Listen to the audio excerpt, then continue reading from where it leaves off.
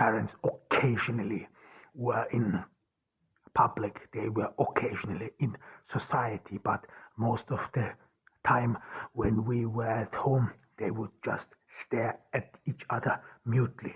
They did not speak much. What do adults speak? What, what do adults talk about? This is what I asked myself. I've thought about it. I've thought about the fact that probably adults talk about life, about death, about buying stuff with their car, with their money, driving around in their car. Probably adults talk about what they are going to do next year, where they are going on holiday. Probably simple things. I remembered that these adults probably live in mundane and boring lives, so maybe they only speak about the same thing over and over again. But what is the same thing? What do they talk about? What is a conversation? What is small talk?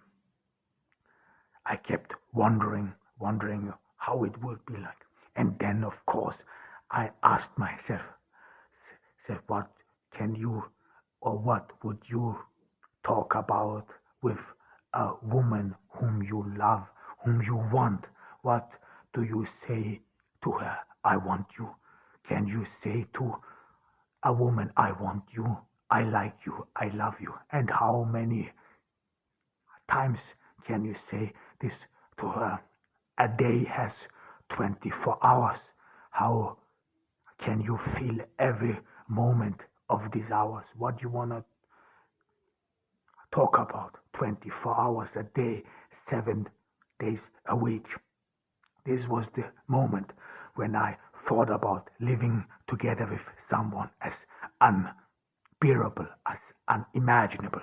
I could not imagine that someone can do this without getting nuts. What do all these people talk about? And then I remembered my parents. Maybe my parents are not extraordinary. Maybe my parents were like everyone else, and people sit at home and just stare at each other mutely,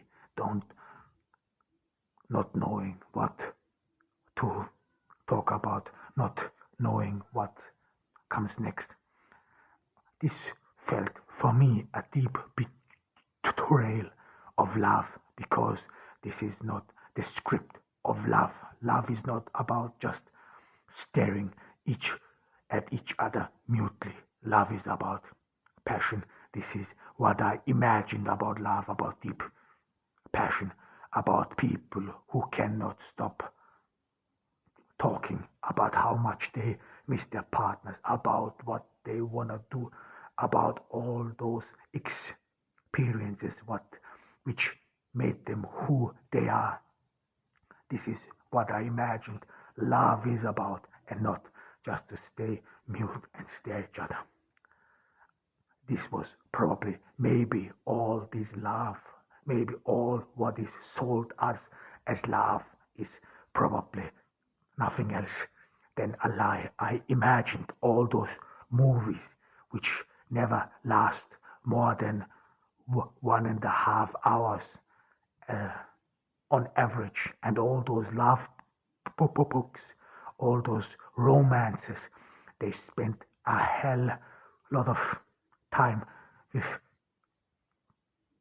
people imagining about the perfect lover with people who are sneaking around in the background and hoping that the person whom they have chosen notices them people, but you hear actually little about what these people talk about. I came to the conclusion that I am not made for love. I just did not understand the principles of it. I just did not understand how someone could just be with someone all around someone all day long and then just talk about things. I wondered what Superman and Lois Lane could talk about because Clark Kent and Lois Lane were working for the same newspaper. They were around each other 24/7. They would not even have a break without looking at each other. And I wondered when Clark Kent slash Superman comes home to his wife Lois Lane, what do they talk about? Can they talk about something new? They work together. They know what the other did. There are no secrets. But and probably Superman shares with Lois Lane what he did, how many people he saved. Maybe this is what makes it special. Maybe this is the difference that Superman has a special fringe where only he can act, where only he, which is only for him. When Superman walks out or flies out to the world to save people, then he is all by himself. He is not surrounded by Lois Lane. There he can be himself. There he can have there he can experience something which he can then later share with Lois Lane, and she listens to him attentively. She wants to hear his deeds. This is probably the only time and the moment when when both have something to talk about beyond their work, because I imagined that Lois Lane and Clark Kent probably would talk with each other during work, but this Superman's deed, him saving the world, this was so special. This was their secret. This was something they could not share with others. This was something Superman even kept for years from Lois Lane because it was something which he was not allowed to reveal to her, which he could only reveal to someone whom he trusts, someone who even loves him and who could protect him. This must be something special. Superman's deed, how he saves the world, is probably the way how it all works, how love works, that you need a special space, that you need a space only for you, just to talk about things and to make the girl you love to listen. I thought about it. I thought about this instant for a while, and I agreed on one point, and this is that you cannot live with someone together 24/7. I even feared that this person whom you may have swooned, whom you may have seduced more and more, sees how boring you are, that you live an ordinary life like everyone else. And she thought about you differently the moment you met her, the moment she saw you. She thought that you are different than all others, that you are not like all these others.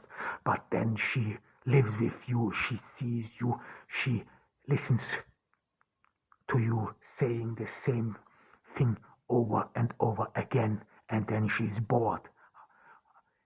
I cannot imagine her facial expression when she just looks at you, bored, distraught, or even worse, when she thinks that she made a mistake coming with you.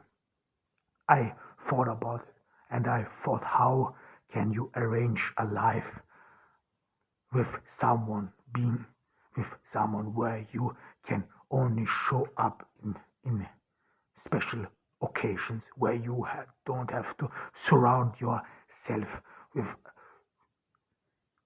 with them, where you have your own life and still have something to talk about, something to which has meaning, which goes beyond just a shared experience, which is something only you experienced, and which would make you special, and which would make her to look up to you. These beautiful, cool, beaming eyes, this dark sea, these beautiful lips hanging attentively on every word you say. What a beautiful woman she would be, just listening to you, just watching you, what you have to say, how many peoples you saved, what you did to make this world a better place. What can someone, what do you expect more? Just in her eyes, I would lose myself in these beautiful eyes, who just want to know how my days, what I did. I imagined Rosa waiting for me at uh, at home, and she was worried sick, and I went out to save the world again. I did something very dangerous, something we cannot talk about with anyone else, something which is our secret, which makes a special bond between us, which no one must know. And she was worried sick. And then I come home, and you see this beautiful woman, just the moment she sees you, she's relieved. This beauty, even tears, she swipes away her tears, and she looks even more beautiful. She's cloaked in a beautiful aura, and she runs toward you with these beautiful dark eyes. Her hair move through the air. Her hair seems to almost giving you the impression that she's flying. And these beautiful lips, they approach you, they come towards you, and just in one kiss, they can say to you, I missed you, I love you, I crave you, I want you, you are my hero.